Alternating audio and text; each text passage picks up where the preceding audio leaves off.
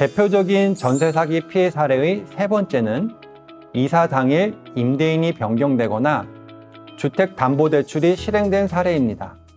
이 사례에서 꼭 아셔야 하는 개념이 대항력입니다. 대항력이란 임차인이 권리를 주장할 수 있는 법적인 힘을 말하는데요. 예를 들면 임차인이 6월 30일 이사를 하고 전입신고를 했다면 임차인의 권리를 보장할 수 있는 대항력은 7월 1일 0시부터 효력이 생깁니다. 이 예에서 임대인이 제3자에게 임차주택을 매도하여 6월 30일에 소유권 이전 등기 신청이 접수된 경우에는 임차인은 새로운 집주인에게 임차권으로 대항할 수 없습니다. 이 예에서 또 다른 예를 말씀을 드리면 임대인이 은행 대출을 받아 6월 30일에 임차주택에 대하여 근저당권 설정 등기 신청이 접수된 경우에는 근저당권에 의하여 담보되는 대출금 채권이 임차인의 임차보증금 반환 채권보다 선순위로 올라서게 됩니다. 어떤 임대인들은 이를 악용해서 임차인이 대항력을 갖추기 전에 주택의 소유자를 변경하거나 주택담보대출을 받는 경우가 있습니다. 그렇게 되면 임차인은 임차보증금을 반환받지 못한 채로 새로운 집주인으로부터 퇴거 요구를 받을 수 있고 임차주택이 경매로 매각되었을 경우 근저당권자가 임차인보다 우선하여 배당을 받게 되어 임차주택의 경매에도 불구하고 임차보증금을 회수하지 못하게 되는 피해를 볼 수 있습니다. 주택임대차보호법의 빈틈을 악용해서 계약 직후에 벌어지는 전세 사기를 막으려면 이 두 가지를 꼭 확인하시기 바랍니다. 첫째, 잔금 지급일 당일 잔금을 지급하기 전에 부동산 등기부 등본을 확인합니다. 만일 주택의 소유자를 변경하거나 근저당권을 설정하는 내용의 등기가 접수되었다면 신청사건 처리 중으로 명시되기 때문입니다. 이 경우 잔금을 지급하지 말고 어떤 등기가 접수되어 처리 중인지 확인해야 합니다. 또 등기부 등본은 잔금 지급일 당일뿐만 아니고 잔금 지급 후 2, 3일 뒤에도 발급받아서 잔금 지급일 이후 권리관계 변동이 있는지를 확인하는 것이 좋습니다. 둘째, 특약사항을 기재합니다. 계약서를 쓸 때 잔금 지급일이 보통 이사 당일이 될 텐데요. 이 잔금 지급일 다음 날까지 소유권 변경, 근저당권 설정 등의 행위를 일절하지 않기로 하는 특약사항을 넣어야 합니다.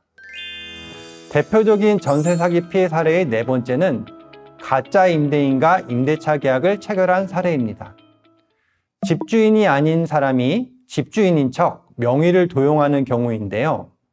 가짜 임대인이 실제 집주인의 인적사항을 이용하여 자신이 집주인인 척 임대차 계약을 체결한 후 임차인의 임차보증금을 가로채는 경우도 있고 집주인의 위임장이나 증명서류를 위조해서 대리인 행세를 하면서 임차인의 임차보증금을 가로채는 경우도 있습니다.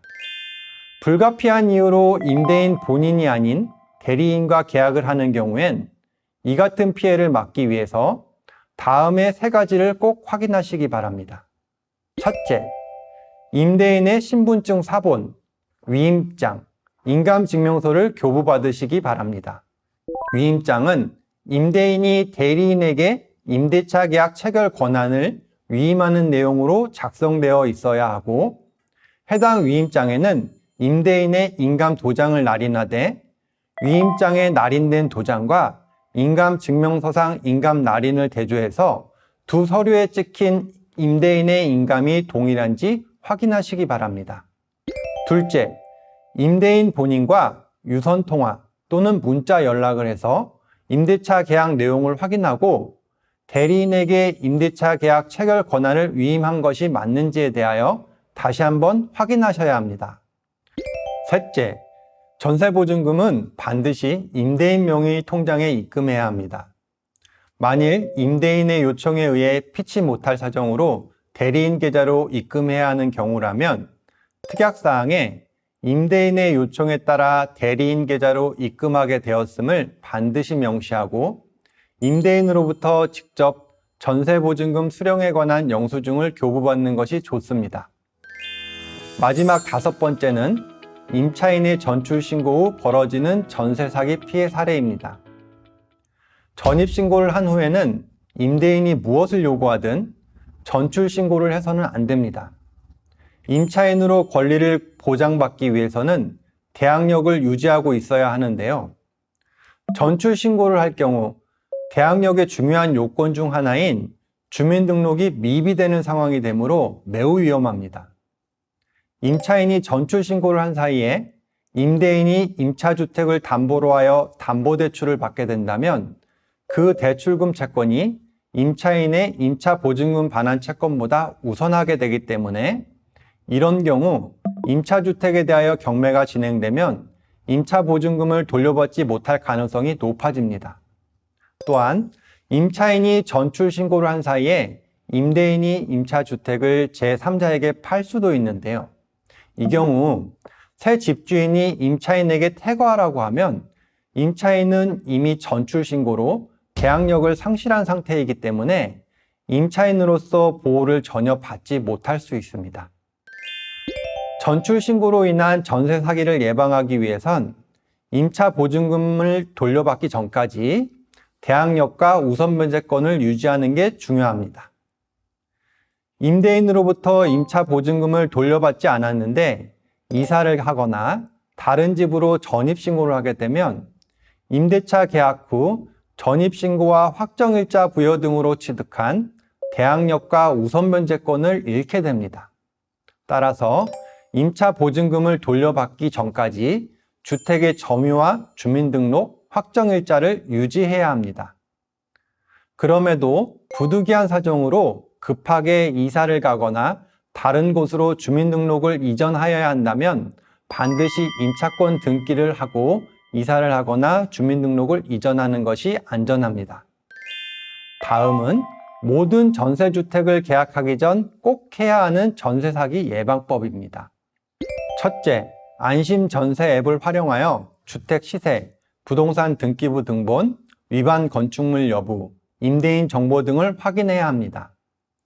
주택 시세를 확인하여 시세 대비 전세가가 적정한지 체크하고 부동산 등기부 등본을 통하여 임대인이 임차주택의 소유자가 맞는지, 임차주택에 대하여 저당권, 전세권, 임차권 등 권리 제한 사항이 설정되어 있는지 여부 등을 확인하시기 바랍니다. 그리고 건축물 대장을 확인하여 위반 건축물인지, 무허가 건축물은 아닌지, 건축물 용도가 근린생활시설인지 여부도 체크합니다. 또 임대인 정보를 통하여 임대인 체납 여부 등도 확인해야 합니다. 둘째, 계약을 진행하는 공인중개사가 미등록 또는 영업정지 중은 아닌지 확인해야 합니다. 셋째, 전세보증금 반환 보증에 반드시 가입해야 합니다. 지금까지 전세사기 피해 사례와 함께 예방법에 대해 살펴봤는데요. 더 자세한 정보는 주택도시보증공사 안심전세 포털에서 얻을 수 있습니다. 오늘 배운 내용이 전세계약을 준비하는 데 있어 조금이나마 도움이 되었으면 좋겠습니다. 감사합니다.